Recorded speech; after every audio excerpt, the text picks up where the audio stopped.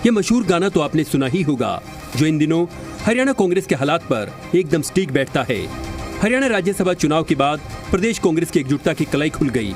किसी ने भीतर घात किया तो कोई नाराज हुआ। कांग्रेस विधायक गोकुल सेतिया की नाराजगी दूर करने के बाद भूपेंद्र सिंह हुड्डा को कुलदीप वत्स की नाराजगी भी दूर करनी पड़ी। कांग्रेस का कोई विधायक नाराज नहीं। हरियाणा में कांग्रेस नहीं, बीजेपी हो चुकी खत्म। हुड्डा साहब हमारे परिवार के मुखिया, नाराजगी की कोई बात नहीं। डिस्टर्ब था और आत्मा को पहुंची थी ठेस। दीपेंद्र मेरा भाई, नाराजगी का कोई सवाल नहीं। घर घर जाकर अपने विधायकों को मना रहे हैं। कांग्रेस के बचे कुचे विधायक भी अब पार्टी से निराश। कांग्रेस के विधायक मुख्यमंत्री की कार्यशैली से प्रभावित। कांग्रेस अब टूट चुकी है, आने वाले समय में और बिखरेगी। राव नरबीर ने इशारों में राव इंद्रजीत सिंह पर साधा निशाना। सीएम साहब अगली बार गुरुग्राम से चुनाव लड़ लो। हम कह सकें कि अहिरवाल का मुख्यमंत्री बन गया है। बहुत से लोग चाहते हैं कि अहिरवाल का सीएम हो। मैं 10 साल का था तब से सुनता आ रहा हूँ कि अहिरवाल का सीएम होना चाहिए। कई सीएम बनने की इच्छा लिए मर गए और कुछ आखिरी पायदान पर हैं। सीएम एक जिले का नहीं, पूरे प्रदेश का होता है। नहीं, किसी विधायक को माना गया मैं, कोई विधायक नाराज नहीं। जो 5 क्रॉस वोटिंग है उनको नोटिस दे रखी है पार्टी ने। वो इस बात से रुष्ट थे बेचारे। वो हमारे पार्टी से रुष्ट थोड़ा ही थे। पार्टी से रुष्ट तो पार्टी हेडक्वार्टर पे क्यों जाते हैं। अगर कोई मुझे लगी कोई गलत बात तो मैंने वो बात रखी है। जहां तक कि पार्टी है, पार्टी की कोई बात है, उस पर मैंने अपनी बात रखी है और वो पार्टी ने उस पर एक्शन भी लिया। जो 5 विधायक थे जिनकी वोट का जो इशू चल रहा था, जो वो पार्टी ने एक्शन लिया, उनको नोटिस दिया। मैं पार्टी इस बात को ठीक हूँ। कोई खेला नहीं हुआ राज्यसभा के चुनाव में। राज्यसभा के चुनाव में कांग्रेस के प्रत्याशियों ने, परंतु मैं ये कहूंगा कि ये दुर्भाग्यपूर्ण है। ना तो राहुल गांधी को अपने नेताओं पर विश्वास है, ना नेताओं को नीचे अपने विधायकों पर विश्वास है। आपके सामने है विपक्ष का नेता, 2 बार का मुख्यमंत्री पोलिंग एजेंट बनकर बैठ गया। कांग्रेस का हरियाणा का प्रभारी पोलिंग एजेंट बनकर बैठ गया। भाई, जब आपके ऊपर विश्वास नहीं है, आपको उन्होंने वोट भी दिखाया, फिर आप कैसे कह सकते खेलना नहीं हुआ? उनको दिखाया उन्होंने सारा कुछ। वही हरियाणा बीजेपी में भी अहिरवाल के नेताओं के बीच मतभेद उजागर हो रहे हैं। केंद्रीय राज्य मंत्री राव इंद्रजीत सिंह के सीएम बनने की इच्छा पर मंत्री राव नरबीर सिंह ने तंज कसा, जिस पर सीएम नायब सिंह सैनी ने कहा कि मुख्यमंत्री एक जिले का नहीं बल्कि पूरे प्रदेश का होता है। मैं बादशाहपुर की महान जनता का भी विशेष धन्यवाद करता हूं, जिन्होंने मुझे लगभग 60,000 वोटों के ऐतिहासिक अंतर से विजय दिलाई। यह जीत केवल मेरी नहीं थी, बल्कि आप सभी के विश्वास और आशीर्वाद की जीत थी। लंबे समय से यहाँ की जनता का मानना था कि नरबीर सिंह आएगा तो हमारे रुके हुए विकास के काम होंगे। और साथियों, मुझे मुख्यमंत्री जी ने इंडस्ट्रियल और फॉरेस्ट मिनिस्टर दिया। हमारी HSIDC द्वारा तकरीबन 964 करोड़ रुपए की बड़ी परियोजनाएं का कार्य करवाया जा रहा है। कांग्रेस का 10 साल का शासन रहा है। कांग्रेस ने 10 साल के शासन में इस बादशाहपुर में 967 करोड़ रुपए खर्च किए, जहां भारतीय जनता पार्टी ने 15,168 करोड़ रुपया खर्च विकास कार्यों के लिए किया है। साथियों, राव साहब बोल रहे थे कि इस क्षेत्र का विधायक होना चाहिए। मैं बताना चाहूंगा, ये भारतीय जनता पार्टी है। ये जो मुख्यमंत्री बनता है, ये एक क्षेत्र का नहीं, ये पूरे हरियाणा प्रदेश का बनता है, जो समान रूप से हरियाणा प्रदेश को आगे बढ़ाने का काम करता है। हरियाणा की सियासत में कांग्रेस में जहां रूठों को मनाने का काम किया जा रहा है, तो वहीं बीजेपी में सीएम पद की इच्छा पर मतभेद उजागर हो रहे हैं। ब्यूरो रिपोर्ट, जी मीडिया। अब इस मुद्दे पर तमाम सवाल भी खड़े हो जाते हैं। अब एक एक करके सभी सवाल आपकी टीवी स्क्रीन पर फ्लैश होंगे। क्या कांग्रेस की अंतर्कलह अब पार्टी पर सीधे तौर पर भारी पड़ती हुई नजर आएगी? क्या सवाल नंबर 2, क्या नाराज विधायकों को मनाने में कामयाब हो पाएंगे दिग्गज? सवाल नंबर 3, सीएम पद पाने की इच्छा क्या बीजेपी में बढ़ाएगी अब कल है? ये तमाम सवाल है। आज इन्हीं सभी सवालों पर हम चर्चा करेंगे और सभी तमाम दिग्गज हमारे साथ पैनल में जुड़ेंगे, उनसे इन सभी सवालों का जवाब लिया जाएगा। क्योंकि जिस तरीके से राज्यसभा चुनाव देखने को मिला, क्रॉस वोट हुए, तमाम वोट रद्द हुए, उसके बाद कई विधायक नाराज होते हुए नजर आए। भूपेंद्र सिंह हुड्डा खुद मनाने पहुंचे। बात हम कुलदीप वत्स की करें या फिर गोकुल सेतिया की करें, इनको मनाया गया। अब तमाम सवाल गुटबाजी को लेकर भी खड़े हो जाते हैं। वहीं भारतीय जनता पार्टी की भी बात की जाए तो सीएम को लेकर अब हलचल जिस तरीके से तेज हो रही है, आज इन तमाम मुद्दों पर हम चर्चा करेंगे। कांग्रेस में बूथों को मनाने का कार्य किया जा रहा है और अब पैनल में हमारे साथ भारतीय जनता पार्टी से प्रवक्ता राजकुमार कटारिया जी जुड़ गए हैं, साथ ही कांग्रेस पार्टी से प्रवक्ता कृष्ण शर्मा जी जुड़ गए हैं। वहीं हमारे साथ आईएनएलडी से प्रवक्ता रजत पंजेटा जी जुड़ गए हैं और हमारे साथ राजनीतिक विश्लेषक जुड़ गए हैं मनोज कुमार। चर्चा की हम शुरुआत करेंगे। मैं चर्चा की शुरुआत जो है कांग्रेस पार्टी के साथ करना चाहूंगी। कृष्ण शर्मा जी, मेरा पहला सवाल आपसे ही रहने वाला है। जिस तरीके से देखिए राज्यसभा चुनाव देखने को मिला, 2 सीटों पर चुनाव था, क्रॉस वोट हुए और 4 वोट जो है रद्द भी हुए, तो 9 वोटों का ये हेरफेर देखने को मिला और उसके बाद से ही विधायकों को मनाने का सिलसिला यहां पर देखा जा रहा है और कहीं ना कहीं अब सत्ता पक्ष की तरफ से कहा जा रहा है कांग्रेस पार्टी में एकता नहीं है। जी जी, पहले तो आपको और आपके चैनल को और मेरे पैनलिस्ट साथियों को नमस्कार, प्रणाम। देखिए, जो भाजपा का जो मंसूबा था कि उन्होंने 2 कैंडिडेट जो खड़े किए थे राज्यसभा में जी। उनके जो कैंडिडेट एक ऐसी मार पड़ी है जो उस पे वो अभी तक उससे मतलब ककार हैं। वो मतलब वो ककांदे ये फिर रहे कि आपके साथ हुआ क्या। उनके जो प्लानिंग थी उन्होंने पूरी 3-4 महीने पहले ये प्लानिंग जो फिट कर ली थी, जो आपने पता है 5 वोट क्रॉस हुए कांग्रेस के और 4 वोट जो मतलब इन्होंने अनवैलिड किए हैं भाजपा के जो वहां पे प्रेजेंटिंग अधिकारी थे। उसके बाद इनको कुछ हाईकमान को जवाब देता नहीं बन रहा। इन्होंने अमित शाह और मनोज मोदी को ये कहा मैं 2 सीट आपको दूंगा निकाल के, और इसकी लंबी प्लानिंग और कई 100 करोड़ों का जो खेल इन्होंने खेला, नंगा नाच इन्होंने जो धन बल का प्रयोग इन्होंने किया, लोकतंत्र की हत्या करने की कोशिश जो इन्होंने की जी। वो ऐन वक्त पर ये कहिए कि हमारे जो वहां पे एजेंट थे हमारे चौधरी भूपेंद्र हुड्डा कांग्रेस के और बीके हरिप्रसाद, उन्होंने जो मुस्तैदी दिखाई वहां पे, जो उन्होंने मतलब इनको डी पे मारा है। डी पे देखो मैडम जी, लालच ऐसी बला है, लालच बुरी बला है, ये किसी में भी आ सकता है। इन्होंने लंबे समय से उन लोगों को सेना, क्योंकि भाजपा क्या करती है मैडम, आज चुनाव हो जाए अगले दिन ये तैयारी करते हैं अपनी हर तरह की, चाहे वो लोकतंत्री हो चाहे लोकतांत्रिक हो, ये किसी बात पे नहीं जाते। और सबसे बड़ी बात ये है, ये तो मैंने आपको दे दिया, और जो उस समय जो अनवैलिड वोटों के नाम आए उसमें कई विधायकों के नाम फेसबुक पे सोशल मीडिया पे आपके चैनलों से जो चले, उससे कई विधायकों के मान सम्मान को जो ठेस पहुंची, उन्होंने अपना थोड़ी बहुत जो बात करी थी वो चौधरी भूपेंद्र हुड्डा जी ने और कांग्रेस पार्टी ने उनको दूर किया। और मैं ये कहना चाहता हूँ सबसे बड़ी लड़ाई तो मैडम जी कांग्रेस की नहीं है, भाजपा के अंदर जो लड़ाई है। कृष्ण शर्मा जी, आप ये तो मानते हैं ना, जिस तरीके से क्रॉस वोट देखने को मिला, इस बार नहीं पिछली बार भी देखने को मिल रहा था, और हालांकि हर बार कांग्रेस पार्टी में विधायक क्यों रूठते हैं और क्या जरूरत पड़ती है मनाने की? जी देखिए मैडम जी, जब राज से लंबी दूरी हो जाती है किसी भी विधायकों की, तो वो उनको जो विपक्ष होता है, चाहे वो ऊपर था नीचे था, कई विधायकों के छोटे मोटे काम होते हैं, मुख्यमंत्री से मिलना हो जाता है, थोड़ी मोटी राम रमी में वो उसको ग्रसित कर लेते हैं। मैं ये नहीं कहूंगा कि वो साफ होते हैं, लेकिन वो गद्दारी तो पार्टी से की है, उन्होंने गद्दारी किया, उनका नोटिस भी निकाला है।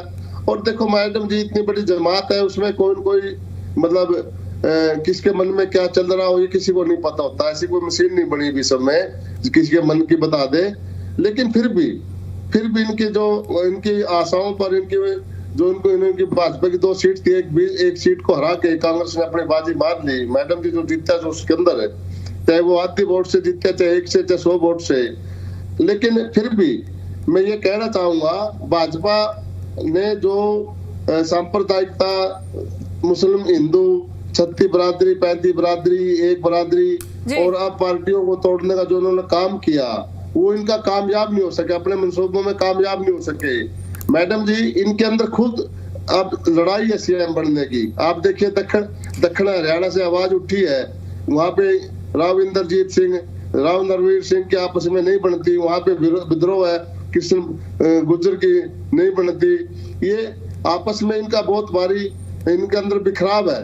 अब बिखराव की शुरुआत इनकी गुड़गांव में जो डिमांड किया कि गुड़गांव में सीएम सिटी बनना चाहिए। मैडम जी देखिए, 2029 में तो मैं आपको कह देता हूँ आपके चैनल के माध्यम से, 9 वैकेंसी कांग्रेस पार्टी हरियाणा में सरकार बना रही है। उससे पहले इस्तीफा देके मुख्यमंत्री गुड़गांव शर्मा जी, ऐसे कैसे सरकार बनेगी? बार बार गुटबाजी देखने को मिलती है, बार बार हर बार कहा जाता है कोई गुटबाजी नहीं है, सभी विधायक एक है, पूरी कांग्रेस पार्टी एक है।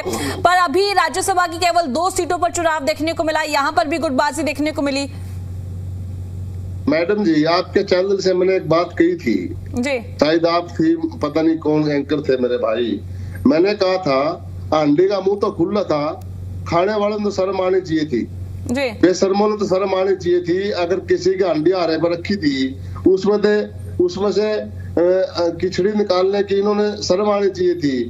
भाई मैडम जी, एक कहावत है हरियाणा के अंदर, भाई राड तो रह जाती है, रंड में भी रहने दे। अगर ये खरीदार ना होते मैडम जी, अगर ये लोकतांत्रिक लोग होते, अच्छी पार्टी होती, जैसे अटल जी के टाइम में था और था, कई पार्टियां जो अपने सिद्धांतों को, नैतिकता को नहीं तोड़ती, इन्होंने अपनी नैतिकता तोड़ी। इन्होंने करोड़ों के और काम करने के 70 इन्होंने लालच प्रलोभन दिए हैं मैडम। ठीक है, तो हो जाता है जी। ठीक है कृष्ण शर्मा जी, हमारे साथ राजकुमार जी भी जुड़े हुए हैं, प्रवक्ता हैं भारतीय जनता पार्टी से। राजकुमार जी, देखिए सीएम पद को लेकर काफी चर्चाएं शुरू हो गई हैं, बयानबाजी देखने को मिल रही है। हालांकि आपने बयान भी सुन लिया होगा राव इंद्रजीत, राव नरवीर सिंह के बीच में क्या कुछ चल रहा है, क्या कुछ कहना है अब इस पर आपका? जी राजकुमार जी। जी नमस्कार मैडम, आपको और आपके चैनल के माध्यम से आपके दर्शकों को भी मेरा नमस्कार और प्रवक्ता साथियों को भी प्रणाम। मैं कृष्ण जी को भी सुन रहा था और बड़ी जो है, अब उनके पास कहने के लिए कुछ है नहीं, तो वो बेचारे क्या करेंगे, इधर अगल बगल की बात करके निकलना होता है। लेकिन जो आपने सवाल पूछा है, कल की रैली के संदर्भ में आप जो बात कह रही हैं जी, कोई भी किसी भी तरीके से कोई सीएम बनने के बारे में या उसके बारे में किसी ने कुछ कहा तो है नहीं। सिर्फ राव नरवीर जी जो मंत्री हैं, उन्होंने स्टेज पे ये कहा कि जो है दक्षिणी हरियाणा भी चाहता है मुख्यमंत्री हमारे इधर का हो। राजनीतिक तौर से हर व्यक्ति, हर इलाका ये सोचता है कि मुख्यमंत्री हमारे इलाके से हो और उसमें जो है विकास कार्यों में गति और ज्यादा पकड़े। ये क्यों कहा जा रहा है? क्योंकि आप ये देखिए कि जो पिछले सालों में 20-30 साल की अगर आप राजनीति देखें 2014 से पहले की, उन सरकारों में ये होता था कि वो क्षेत्रवाद की राजनीति को तवज्जो देते थे। हुड्डा बना तो हुड्डा जो है अपने इलाके की जो है उसको तरक्की के बारे में ज्यादा सोचता था। और उधर जब राजकुमार जी, पर आप ये तो मानेंगे ना कि कहीं ना कहीं उन्होंने मन की बात तो रखी है ना, इच्छा तो जाहिर की है ना? नहीं, उसमें कोई इच्छा नहीं। और लेकिन उसी टाइम माननीय मुख्यमंत्री जी ने शपथ शब्दों में जवाब दिया कि भारतीय जनता पार्टी की ये रीति नीति नहीं है, वो क्षेत्रवाद के ऊपर ध्यान नहीं देती। मुख्यमंत्री के लिए प्रत्येक 90 के 90 विधानसभा क्षेत्र उतना ही इंपॉर्टेंट है जितना कि लाडवा है। उससे कोई फर्क नहीं पड़ता कि मुख्यमंत्री कहां से चुनाव लड़के आए हैं। मुख्यमंत्री बनने के बाद उसके लिए उन मुख्यमंत्री पद के पे बैठने वालों के लिए सब विधानसभा क्षेत्र बराबर होते हैं। और वो उन्होंने अपने वक्तव्य में स्पष्ट किया कि भारतीय जनता पार्टी इस तरीके की राजनीति नहीं करती है। वो दौर चला गया हरियाणा से, जो क्षेत्रवाद की राजनीति करके लोगों को बांटते थे।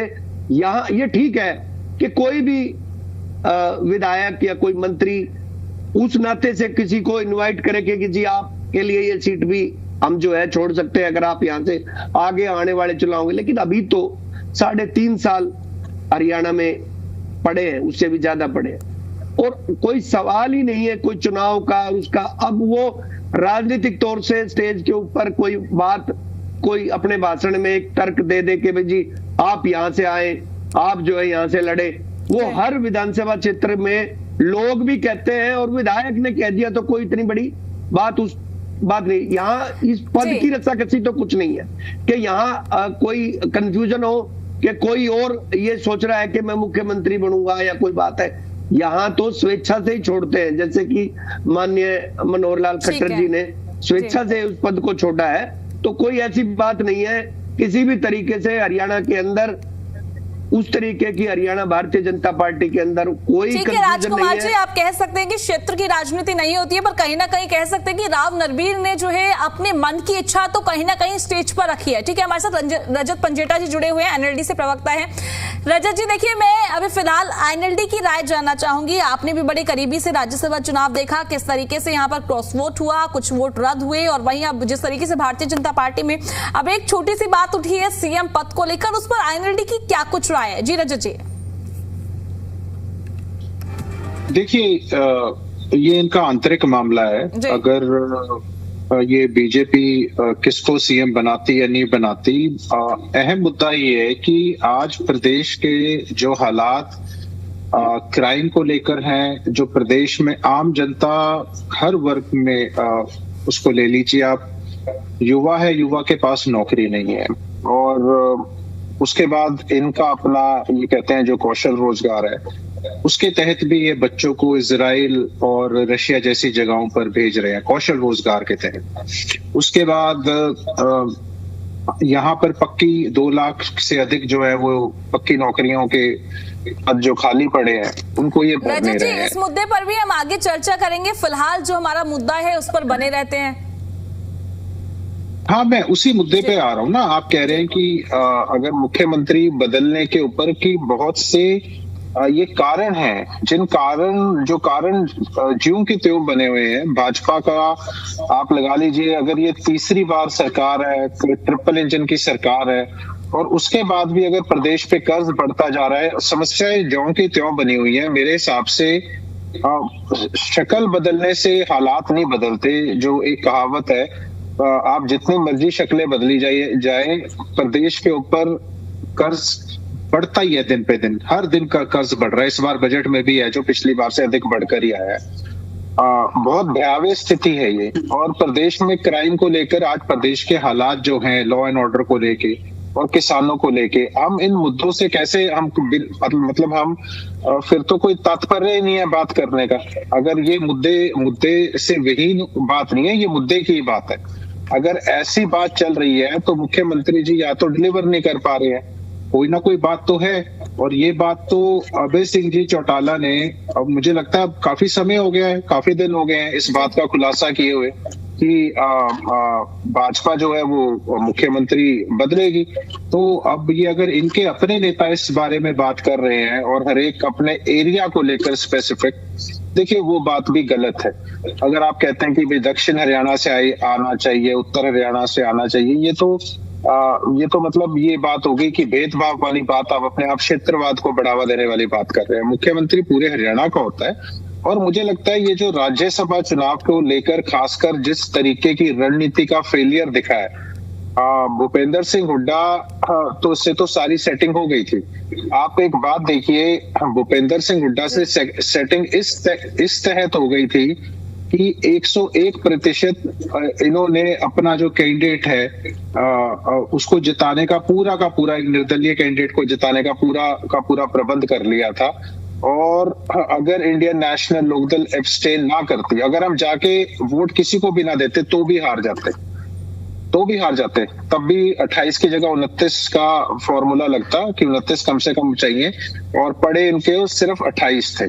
और 28 से मैं आपको एक बात बता दूं, भूपेंद्र सिंह हुड्डा ने अपने केसेस के दबाव में ना केवल इस राज्यसभा चुनाव का अगले राज्यसभा चुनाव जो जिसमें इसी तरीके के समीकरण बनेंगे, जो कि ठीक 1.5 साल बाद 2028 के अंदर आने जा रहा है, वहां कांग्रेस को वहां भी उस वक्त भी 2 चुने जाएंगे। और मैं आपको एक बात बता दूं, हुड्डा ने ना केवल, कहते हैं ना बी टीम सी टीम, जनता के सामने बताने की बात कर रहा हूं, इस बार का नहीं, अगली बार के राज्यसभा चुनाव में भी किस तरह कांग्रेस को हराया जाए। क्योंकि अगर आज कांग्रेस 28 पे है तो 2028 में भी 28 से शुरुआत करेगी, 37 से नहीं करेगी, 28 से शुरुआत करेगी, 28 विधायकों से, क्योंकि ये 9 तो इन्होंने खो दिए, ये तो अभी चले गए। और तब 28 से अगर शुरुआत करेगी तब वो आंकड़ा 24 पे जाके टिकेगा, 25 पे टिकेगा, 26 पे टिकेगा। यानी अगर जीत के लिए आज के समीकरण के हिसाब से 31 विधायक चाहिए, 31 ही चाहिए थे इस बार भी, तब भी 31 ही चाहिए, तो आज कांग्रेस के पास कितने, आज कितने वोट पड़े कांग्रेस को, मैं आपसे पूछता हूँ, 28। तो मतलब कि आप चुनाव में पार्टिसिपेट करने के लायक ही नहीं रहे। पार्टी को किस तरह डुबोया गया, पार्टी के साथ किस तरीके की रणनीति बनाई गई, किस तरीके से इनके विधायकों ने 20-20, 25-25 करोड़ लेने की बात कबूली गई, किस तरीके से एक के बाद एक, चाहे आप बात करें शैली चौधरी जी की, उनको आपने उनका पॉलिटिकल कैरियर तबाह करने के लिए उनके ऊपर 100 इल्जाम लगा दिए, उनको डिफेम करने का काम किया, नेम एंड शेम करने का काम किया। रेणु बालाजी ने डिनाई किया, रेणु बालाजी के ऊपर ऐसे इल्जाम लगाए। जरनैल सिंह जी ने तो बिल्कुल स्पष्ट शब्दों में कहा। उसके बाद ऐसे ही मोहम्मद इजराइल, मोहम्मद इलियास, उसके बाद तो गोकुल सेठी और मंजू चौधरी जी तो धरने पर ही बैठ गए थे, क्योंकि उनका भी नाम कहीं ना कहीं आ रहा था। और खुद भूपेंद्र सिंह हुड्डा ने जिसको चाहा उसको क्लीन चिट दी, जिसको चाहा उसे बदनाम किया। उसमें खत्म कर रहा हूं, क्यों कुलदीप वत्स बार बार नए खुलासे करने की बात कर रहे हैं, कांग्रेस के अंदर जितनी कमियां हो सकती है वो गिनवाने का काम कर रहे हैं। परमवीर सिंह जी का जहां वोट रद्द करने का इशू उठा है, उसके बाद भरत सिंह बेनीवाल का भी नाम आया है कहीं ना कहीं, उसके बाद कोई मीडिया रिपोर्ट्स के हिसाब से, इसमें मैं मुझे नहीं पता इस बात में कितनी सच्चाई है, मगर इंदुराज नरवाल और जस्सी पेटवार का भी नाम आ रहा है। लेकिन इन सब के नाम, अगर इतने नाम आज से आ चुके हैं और 31 आपको जीतने के लिए चाहिए, 28 आज आपके पास है, यानी आपने सेटिंग आज की नहीं करी, ये लोकसभा के राज्यसभा चुनाव की नहीं करी, अगले राज्यसभा चुनाव में भी किस तरीके से बीजेपी को फायदा पहुंचाया जाए। और अभी जितना नाटक हो रहा है, जितने कांग्रेस के विधायक इधर उधर की बात कर रहे हैं, वो सिर्फ सारी बात लिया किसने और दिया किसने, पैसे देने वाला कौन था ये जनता जानती है, पैसे लेने वाला कौन था ये जनता जानती है। ये नंगा नाच जो इन्होंने किया है ना, ये सारी जनता ने, अपनी हरियाणा प्रदेश की जनता ने अपनी आंखों से देखा किनको हमने वोट दी थी और उन्होंने क्या किया। आज यही वजह है जो नरवाड़ा के अंदर युवा सम्मेलन इंडियन नेशनल लोकदल का रिकॉर्ड तोड़ रैली, रिकॉर्ड तोड़ भीड़, आज जनता इंडियन नेशनल लोकदल में विश्वास जता रही है, जिन्होंने ना सापनाथ और एक नागनाथ दोनों को एक्सपोज करने का काम किया, इनकी आपस की सांठ-गांठ को एक्सपोज करने का काम किया। और ये बड़ी कम जनता जानती है। आज हम इस राज्यसभा चुनाव पे बात कर रहे हैं, इसने भूपेंद्र हुड्डा ने तो 2028 में कांग्रेस को पहले से आज इस बार डील करनी थी दोनों के दोनों, कि हमने अगले चुनाव में किस तरीके से क्या खेल खेलना है। खेला आपस में खेलते हैं, कोशिश करते हैं कि दूसरे को बदनाम किया जाए। आज जनता के सामने है कि किस तरह भूपेंद्र हुड्डा ने ना केवल ये 2026, 2028 में भी कांग्रेस को खेलने लायक भी नहीं छोड़ा कि राज्यसभा चुनाव में वो भागीदार भी बन सके। 28 वोट के साथ कुछ नहीं होता, आप भी जानते हैं 31 वोट चाहिए। और रजत जी, हमारे साथ मनोज कुमार जी भी जुड़े हुए हैं। मनोज कुमार जी राजनीतिक विश्लेषक हैं। सर, मेरा सवाल आपसे ये रहने वाला है, आपने पूरे पैनल को ध्यान से सुना, मुद्दे वही हैं जिस तरीके से गुटबाजी देखने को मिल रही है, और वही बीजेपी में जिस तरीके से राव नरबीर का बयान सामने आया सीएम को लेकर, वो अब मैं आपसे जानना चाहूंगी आप किस तरीके से इस पूरे मामले को देखते हैं। जी मनोज जी। अब सही बता रहे हैं, जिस तरह से अब तक का जो रहा है उसमें कांग्रेस पार्टी ने नोटिस तो दे दिया है 5 एमएलए को। अब ये देखना है कि इन पे जो एक्शन लिया जाता है नहीं जाता है। जहाँ तक नेक्स्ट राज्यसभा इलेक्शन की अगर बात करें तो 2028 में जो होगा तो उसमें भी अगर 5 हट भी जाता है तो तब पर भी जो है कांग्रेस के पास 32 रहेगा। अगर यही सिचुएशन रहा तो उसमें भी जो 31 का रहेगा। हालांकि कांग्रेस ने इस बार बोला है कि 4 जो है इनवैलिड कर दिया था वोट, तो उसको लेकर के भी उन्होंने इलेक्शन रिटर्निंग ऑफिसर पे जो है वो एक एलिगेशन लगाया था और उसने जो है गवर्नर के पास भी गए थे। तो कांग्रेस में जो है मुझे ऐसा लग रहा है कि ये पहली बार नहीं है, ऑलरेडी 2 बार पहले भी हो चुका था और तीसरी बार ये हुआ है।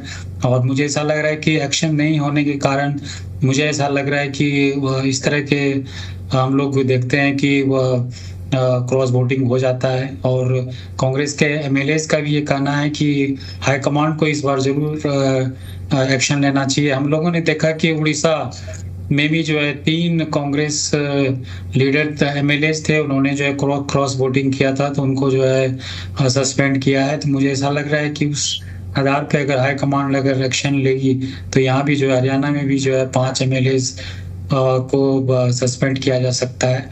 और मुझे ऐसा नहीं लग रहा है कि आने वाले इलेक्शन में कोई दिक्कत होगा। एक्शन लेने से ये होता है कि जो लीडर्स होते हैं वो इस तरह के जो हाईकमांड का जो डिसीजन होता है वो नॉर्मली वो मानते हैं। अगर एक्शन, एक एमएलए का ये भी कहना था कि अगर 2022 में जो क्रॉस वोटिंग हुआ था किरण चौधरी जी ने किया था, उस समय अगर एक्शन ले लिया जाता तो शायद इस बार कोई भी एमएलए 5 बार सोचते कि क्रॉस वोटिंग करें या ना करें। तो मुझे ऐसा लग रहा है कि अब हाईकमांड पे पूरा बॉल चला गया है और मुझे लग रहा है कि हुड्डा जी का कमांड उनका है, जितने भी अभी 32 जो बचते हैं उन पे कमांड है। और मुझे ऐसा लग रहा है कि वो हुड्डा जी को सपोर्ट कर रहे हैं। जहाँ तक भारतीय जनता पार्टी का बात है, अहिरवाल एरिया से हर समय से एक डिमांड रहा है वहाँ पे, जो 2014 के बाद की चीफ मिनिस्टर जो है वहाँ का बनना चाहिए। 2014 की अगर बात करें, चाहे 19 की अगर बात करें, चाहे इस बार 2024 की भी अगर बात करें, तो अहिरवाल एरिया का बहुत बड़ा रोल रहा है भारतीय जनता पार्टी का सरकार बनने में हरियाणा में। तो स्वाभाविक है कि वो अपने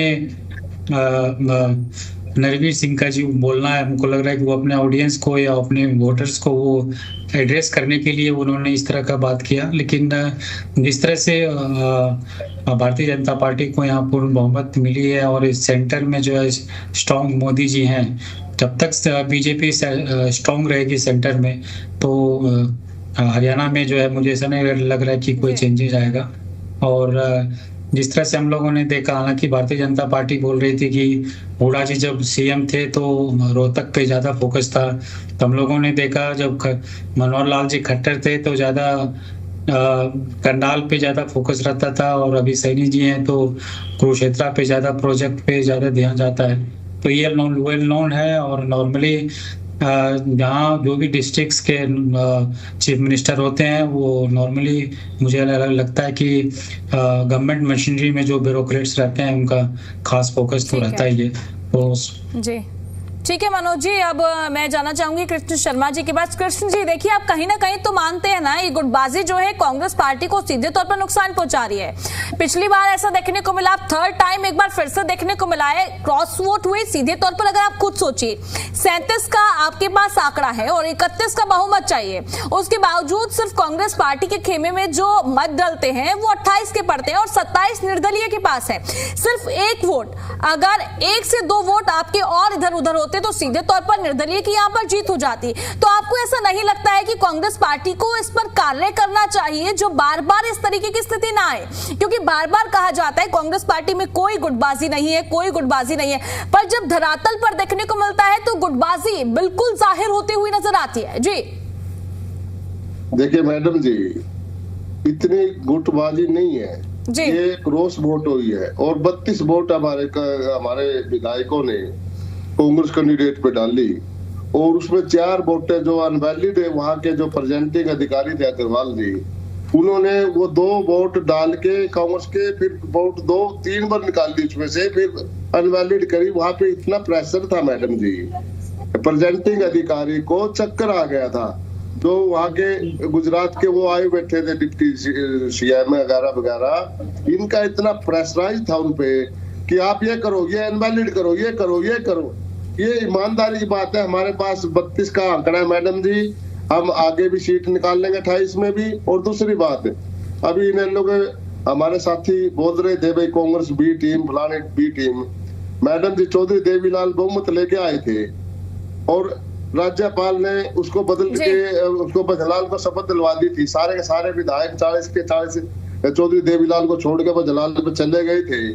ठीक है, मैं माफी चाहूंगी, मैं आपको बीच में इंटरप्ट कर रही हूँ, मैं आपके पास लौटूंगी। फिलहाल इस वक्त जो है बड़ी जानकारी सामने आ रही है, दर्शकों को वो अपडेट भी हम पहुंचा देते हैं। मुख्यमंत्री नायब सिंह सैनी का भूपेंद्र सिंह हुड्डा परिवार देखने को मिला है राज्यसभा चुनाव में क्रॉस वोटिंग पर। मुख्यमंत्री का बयान सामने आया, क्रॉस वोट किसको गए हुड्डा को पता है, ये मुख्यमंत्री नायब सिंह सैनी की तरफ से बयान दिया गया। और साथ ही कहा कि बीजेपी में किसी भी तरह की क्रॉस वोटिंग नहीं हुई है, ये साफ तौर पर मुख्यमंत्री नायब सिंह सैनी ने कहा है। क्या कुछ कहा एक बार वो आपको सुना देते हैं, सुनिए सर। अपने जो विपक्ष के नेता है उनको वोट दिखाया है, उनके प्रभारी बैठे उनको वोट दिखाया है। पोलिंग एजेंट तो वो थे, ये तो पोलिंग एजेंट नहीं थे, कैसे कह सकता है? जब उन्होंने वोट देखा है तो फिर कैसे कह सकते हैं? तो हुड्डा साहब कहें भाई भैया बाहर जाएं, बिना ने गलत वोट दिया, वो कहे ना। इसको क्या पता है बेचारे को, इसको तो कुछ मालूम ही नहीं है। नहीं नहीं नहीं नहीं नहीं, कोई क्रॉस वोटिंग नहीं हुई है। वो देखिए कई बार कोई गलतियां हो सकती हैं, वो गलतियां सारी ध्यान में है, गलतियां हो सकती हैं, वो तो एक एक वोट की ध्यान में है, कोई ऐसा वो नहीं है। ठीक है, एक बार फिर से चर्चा में वापस लौटेंगे। कृष्ण शर्मा जी, देखिए मेरा सवाल आपसे ये रहने वाला है, देखिए क्रॉस वोट तो हुआ, ठीक है, विरोध यहाँ पर देखने को मिला, तो कहीं ना कहीं पार्टी में विरोधियों को छोड़कर अब रूठों को मनाने का कार्य यहाँ पर देखने को मिल रहा है। जी मैडम जी, अगर ये भाजपा के मुख्यमंत्री इतने अंतर्यामी है, ये बताए जो एक भाजपा की वोट क्रॉस हुई है, जो अनवैलिड हुई है, वो किसकी थी? ये दूसरे में तो मतलब उंगली उठाते हैं, अपने घर में ये झांकते नहीं है, अपनी लड़ाई को दूसरे की लड़ाई को दिखाते ही हैं। अपने अंदर जो फूट है इनके अंदर है, जो दक्षिण का उत्तरी हरियाणा का जो मुख्यमंत्री बनने का है, उस बात को दबाने के लिए आज लोग लाइन में लगे हुए हैं। उस बात को दबाने के लिए बजट में इन्होंने किसानों के लिए, मजदूरों के लिए कुछ नहीं किया। उस बात की हवा को दबाने के लिए इन्होंने ये कैंडिडेट दूसरा खड़ा किया जिसकी हार सुनिश्चित थी। और उन्होंने जानबूझ के, मैडम जी, जानबूझ के, ये जानते हुए भी भाई आप हार रहे हो, इन्होंने ब्लैकमेलिंग, उसको विधायक को खरीद फरोख्त क्या करने की आवश्यकता है अगर ये लोकतंत्र के प्रयास? कृष्ण जी, पर कहीं ना कहीं आपको ये सवाल तो अपने विधायकों से करना चाहिए ना। चलिए निर्दलीय खड़ा हुआ और आपके भी जो है खड़े हुए कांग्रेस पार्टी से, एक बीजेपी से, एक निर्दलीय से, पर कहीं ना कहीं कांग्रेस में ही क्रॉस वोट, कांग्रेस से ही देखने को मिला कि जो कुछ वोट रद्द हुए, तो कहीं ना कहीं ये चीजें जो है अपने ही खेमे में देखी जाएंगी ना कि कहां पर गड़बड़ी हो रही है और ऐसा क्यों किया जा रहा है और इस पर कैसे कार्य करना चाहिए। जी देखिए मैडम जी, ये हुआ है हमारे साथ तीसरे चुनाव में हुआ, तो हमारे नेता इसलिए वहां पे बैठे थे। चौधरी भूपेंद्र विधायक दल के नेता थे, बी के हरि प्रसाद थे, उन्होंने पहली नजर रख के इस सीट को बचा लिया। मैडम जी, मैंने आपको बार बार कहा है कि किसी के अंदर तो मतलब घुसा नहीं जाता किसके अंदर क्या बात चल रही है, क्या लाल चल रहा है। आजकल अनेक लालच है मैडम लोगों के। अभी देखिए वहाँ दक्षिण में जो नू में वो इजराइल की वोट बिकी, उसके लड़के ने विद्रोह कर दिया अपने बाप के खिलाफ, वहां की जनता ने विद्रोह कर दिया। जनता नहीं चाहती, जिस विधायक ने ऐसा काम किया उसकी जनता उसको सबक सिखाएगी और भाजपा को भी इसका नुकसान मैडम जी खाना पड़ेगा, ये सहना पड़ेगा, क्योंकि लोकतंत्र को हत्या करने में मजा तो आता है, दूसरे का घर उजाड़ने में मजा तो आता है, लेकिन जब परमात्मा मार देता है ना, तब इनको पता चलता है कि आपने क्या किया था और आपके साथ क्या हुआ। इनके साथ अगले चुनाव में ये होने जा रहा है, जो हरियाणा की जनता और देश की जनता जान चुकी है। ये हरियाणा में थोड़ी, चाहे बिहार हो, उड़ीसा हो, मैडम जी, उड़ीसा में किया इन्होंने, वहां पे कांग्रेस के 3 विधायक हमें सस्पेंड किए और उनको बर्खास्त किया जाएगा। तो ये सारे हिंदुस्तान में गेम खेल रहे हैं। गुजरात के दोनों लोग, चाहे अमित शाह हो चाहे मोदी जी हो, ये पता नहीं कैसी राजनीतिक देश को देना चाहते हैं और किस दिशा में ले जाना चाहते हैं। हमारी पार्टी मुस्तैद है मैडम जी, थोड़ी बहुत जो कमजोरियां थी वो हमने सीख ले ली है, हम और पहली दृष्टि रखेंगे। और मैंने आपको उदाहरण दिया, चौधरी देवीलाल जी शपथ लेने जा रहे थे, शपथ भजनलाल जी ने ले ली, तो ये तो पता नहीं लगता ना किसके मन में क्या क्या लालच आ गए, क्या मंत्री बनने के, क्या काम कराने के, कोई पता थोड़ी होता किसी का। ठीक है, भारतीय जनता पार्टी से प्रवक्ता कुछ कहना चाह रहे हैं। जी राजकुमार जी, रखिए अपनी बात को। जी, वो मेरा नेटवर्क जो है दिक्कत कर गया था, मैं थोड़ा बाहर निकल के आया। जी हाँ, मैंने जो है आपके सवाल को नहीं सुना क्योंकि बीच में नेटवर्क चला गया। जी राजकुमार जी, देखिए मेरा सवाल आपसे ये रहने वाला है, बार बार कांग्रेस पार्टी की बात करूं या फिर मैं पूरे विपक्ष की बात करूं, एक आरोप भारतीय जनता पार्टी पर बार बार लगाया जाता है, कहा जाता है कि जो बीजेपी है वो दूसरे विधायकों को अपनी खेमे में खींचती है, डराया जाता है, धमकाया जाता है, इस वजह से यहाँ पर क्रॉस वोट देखने को मिलते हैं, विधायक जो है डर की मारी डिसीजन लेते हैं। और ये भी कहा जाता है जब ये आरोप तो लगते हैं तो ठीक है, जब भारतीय जनता पार्टी में वो शामिल हो जाते हैं तो वो सारे आरोप धुल जाते हैं।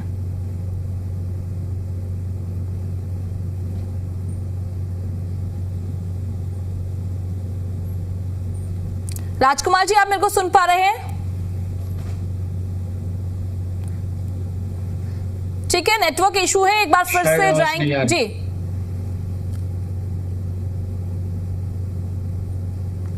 ये कि भारतीय जनता पार्टी पे खास करके जो है कांग्रेस पार्टी इस तरह का एलिगेशन लगाती है कि जब इलेक्शन आता है तो इस तरह के ईडी हो, सीबीआई हो, आईटी हो, इस तरह का एलिगेशंस लगता है।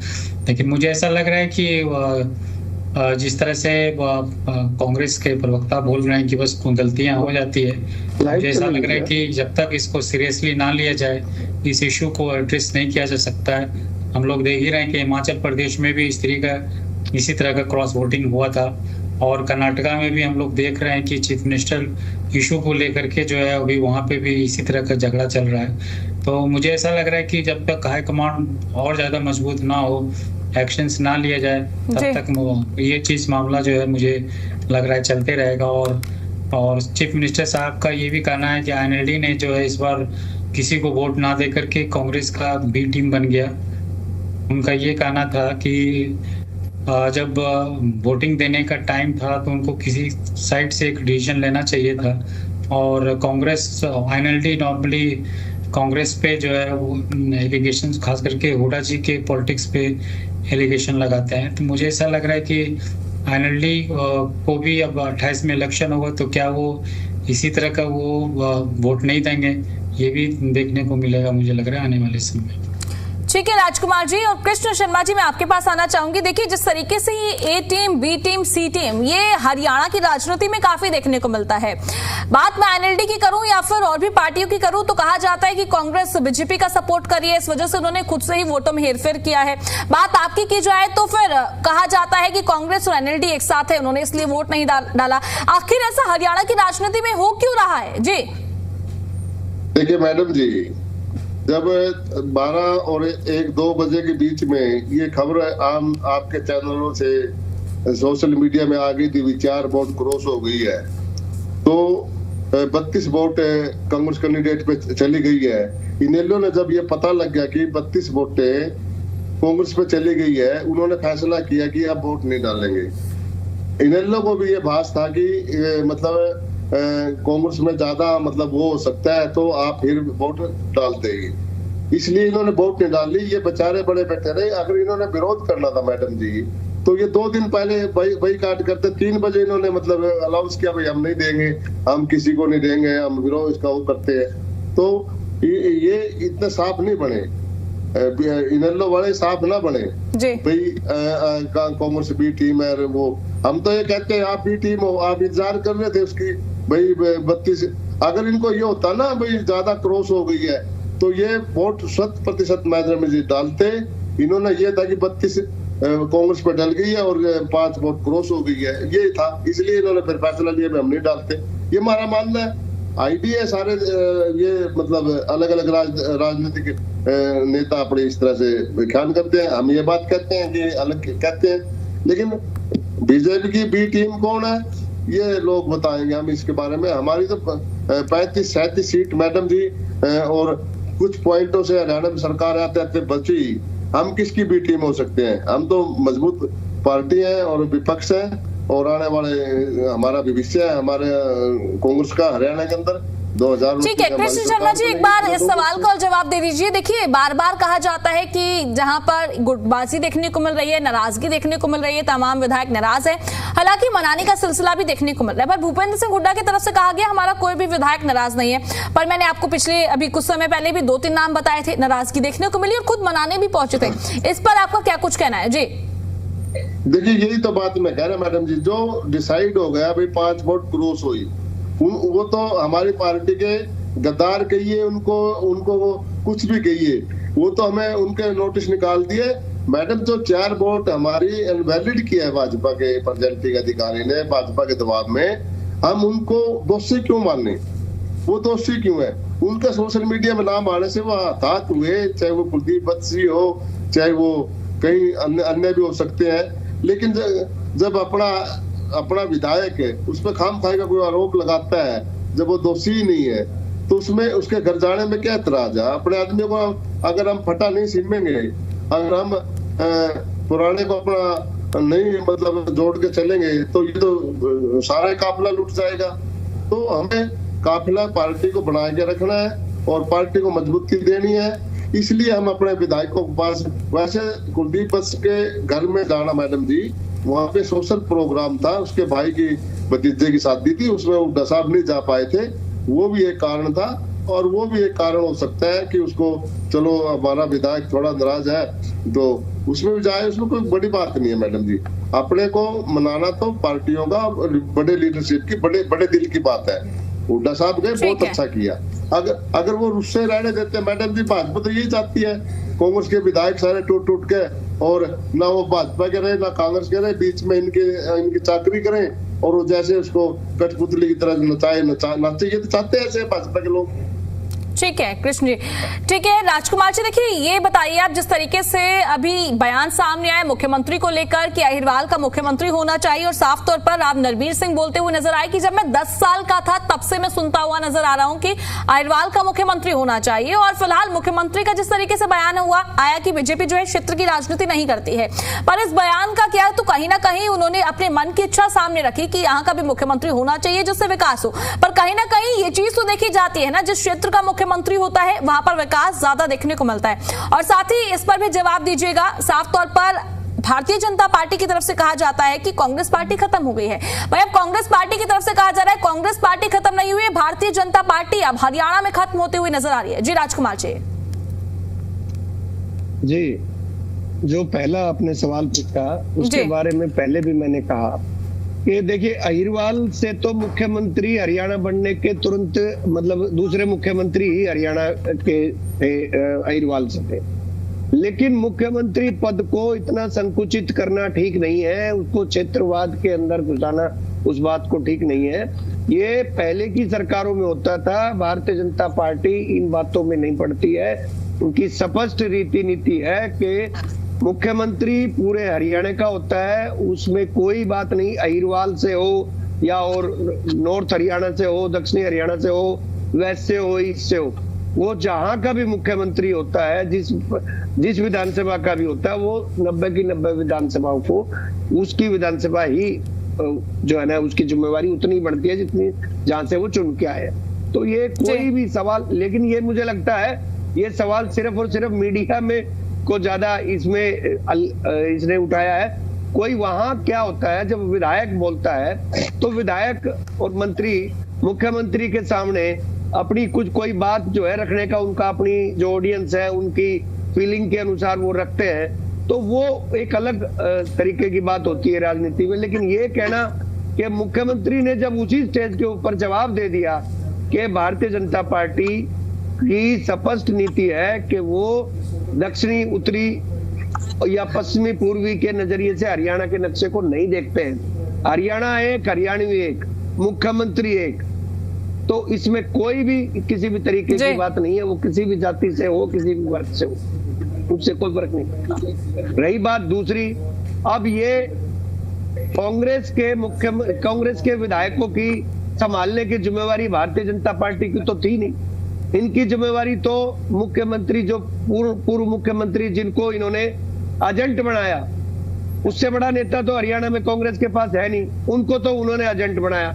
और ये जो है रूल है कि एजेंट को दिखा करके वोट डलती है। जब पांचों विधायकों को उनको पता चल गया था, 5 वोट क्रॉस हुई है और उनको तो अंदर ही पता चल गया था, तो बाहर आते ही सबसे पहले प्रेस कॉन्फ्रेंस में 5 के नाम बताने में उनको हर्ज किया थी। पहले भी उन्होंने पिछले चुनाव में बताया था। तो ये दरअसल क्या हो रहा था कि ये किसी अपने निजी विधायक, जो जिस पे ठप्पा ये था कि वो उनका विधायक है, उसकी क्रॉस वोट को दूसरे के ऊपर डालने की चेष्टा इन्होंने की, जो कि इनकी बात चली नहीं। उसके बाद इन्होंने जो है अपनी पार्टी के कई विधायकों को नाराज भी किया, और विधायक जब नाराज हो रहे हैं तो उनको फिर अब मनाते घूम रहे हैं। तो बात यह है कि भारतीय जनता पार्टी और कांग्रेस में यही बेसिक डिफरेंस है कि यहाँ जो फैसला होता है उस फैसले को सामूहिक रूप से जब फैसला होकर के जो फैसला होता है उसको सारे विधायक दल एक होकर के मानते हैं। लेकिन यहाँ कांग्रेस पार्टी इस तरीके की पार्टी नहीं है। कांग्रेस पार्टी में अपने अपना विधायक, अपना दल, अपना जो है गुट, इस तरीके की बात। और इसकी परंपरा करी किसने? इसकी परंपरा भूपेंद्र हुड्डा ने ही दिल्ली के अंदर शुरुआत की। जिस तरीके से G23 इन्होंने बनाया, ये तो नेता थे उनके, तो ये जिस तरीके के नेता हैं वैसे ही हरियाणा को चलाएंगे, इसलिए गुटबाजी है। तो वो कोई मॉरल अथॉरिटी इनके पास नहीं बची है कि वो अपने विधायकों को ऐसा काम करने से रोक दे। इनके पास कोई मॉरल अथॉरिटी बची नहीं है, क्योंकि ये खुद ही गुटबाजी को हवा देते हैं बार बार में। तो क्या मॉरल अथॉरिटी है भूपेंद्र हुड्डा?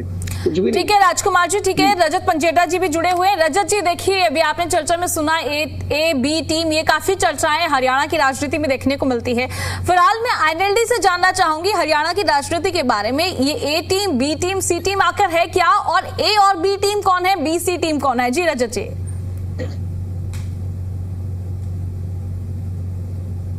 देखिए, हरियाणा की जनता को ये अच्छी तरह मालूम है कि इस चुनाव के अंदर इसने क्या भूमिका निभाई। ये ए और बी और ये सी टीम का सहारा तब लिया जाता है जब आपको किसी विषय से अपना ध्यान भटकाना हो, काम खुद करना हो और दूसरे के ऊपर दोषारोपण करना हो। जी। किस तरीके से भूपेंद्र सिंह हुड्डा जी ने एक तीर से यहाँ 3 शिकार करने की कोशिश करी। पहला शिकार तो अपनी पार्टी के कैंडिडेट को ऑलमोस्ट हरवाई दिया था। अगर कांग्रेस के प्रवक्ता ये समझते हैं कि अगर हम अपना जाकर पार्टिसिपेशन कर देते और हुड्डा जी की तरह अगर बैलेट पेपर खाली भी छोड़ देते तब भी आप नहीं जीत सकते थे। जी। फिर वो 28 की जगह 29 वोट चाहिए होते, फिर 29 या 30 पे जीतता। लेकिन हम इनकी जो अंदर की मिली भगत है उसी को एक्सपोज करना चाहते थे। इसी वजह से हमने हमारी ये रणनीति का हिस्सा था, हम इन दोनों को एक्सपोज करना चाहते थे कि किस तरह आपस में मिली भगत है इनकी। दूसरा शिकार इन्होंने किया किस तरीके से सिर्फ शैलजा जी के गुट के या जो इनको पसंद नहीं थे उसी गुट के लोगों को इन्होंने विधायकों को टारगेट किया, उनको डिफेम किया, उनकी सफाइयां भी आई, फिर भी ऐसे शब्दों का इस्तेमाल किया गया कि वो काली भेड़ है, जितनी जल्दी गंद साफ हो जाए। दूषित मानसिकता के लोग नैतिकता का ये पाठ पढ़ाते रहे, गद्दार बोलते रहे, कभी किसी को, कभी काली भेड़, कभी किसी का जमीर, कभी ईमान, कभी इस्तीफे तक की मांग दीपेंद्र हुड्डा करते रहे, जस्सी पेटवार करते रहे, गीता बुक्कल करते रहे, वो अलग अलग नाम देते रहे। ठीक है रजत जी, देखिए समय की कमी है, मैं बीच में रोकूंगी। मनोज कुमार जी, मैं लास्ट कमेंट चाहूंगी और जल्द से अपनी बात को खत्म कीजिए। जी मनोज जी। आप सही बता रहे हैं। मुझे ऐसा लग रहा है कि अहिरवाल वाला एरिया जो है वहाँ से जब नायब सिंह सैनी जी का नाम आया था सीएम के लिए कि इन्हीं के नाम पे जो है वो इलेक्शन लड़ा जाएगा, तो उसमें भी राव इंद्रजीत सिंह ने जो है बोले थे कि और मतलब अहिरवाल एरिया से ही सीएम बनना चाहिए, वो इस तरह का स्टेटमेंट आया था उस समय भी। तो मुझे ऐसा लग रहा है कि टाइम टू टाइम जो है उस एरिया से जो है इस तरह का आवाज जो है लगता है कि गूंजते रहेगा जब तक कि उस